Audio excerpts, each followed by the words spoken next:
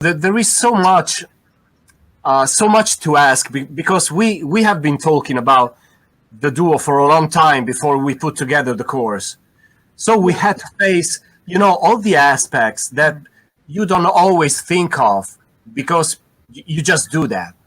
But we had to just go way back and think, okay, what did we have to do to get where we are, or how can we explain students, the whole process, because there is so much involved that people really just don't understand if they don't do that. One of the first things I remember when we met in Sarzana last time, I remember you telling me that it took 10 years for you to this. Just going back, did you play as a duo before meeting each other with other musicians?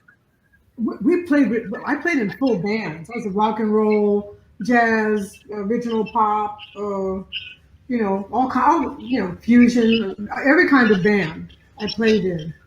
And then sometimes I started putting together smaller things like, percussion and guitar player and maybe a sax player and, stuff like that. I would put together little things like that. But when Tuck and I got together, that was the first straight ahead duo. I mean, every once in a while in like a jazz group, maybe a song with just the piano player or just the guitar player.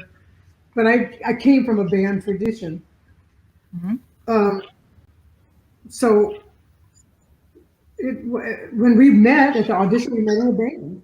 That's right. Yeah. So I had played in a duo, but the duo that I played in with maybe half of the playing that I did for 2 or 3 years was with my friend who was a sax player.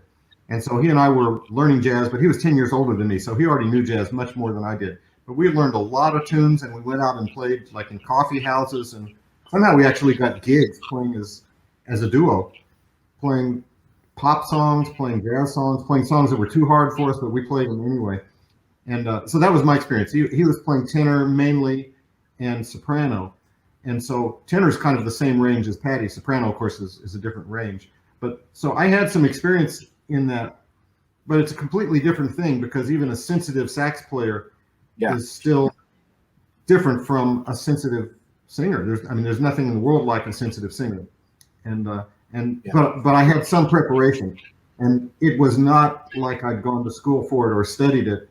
At the time, I think I was playing mainly with a pick when he and I played together. Oops. Maybe I was trying to use my fingers a little bit, but it was primarily strumming through it with a pick, and just like everybody who suddenly finds themselves with a gig playing in a duo, the main thing I was trying to do was keep the time and keep the bass line, and then try to get my other fingers on some chords here and there. And the main thing was just trying to be what the rhythm section had always been to me. That was I was always a rhythm section player. So trying to get some feeling of the rhythm section and gradually to bring in the details that I couldn't get my fingers on at first.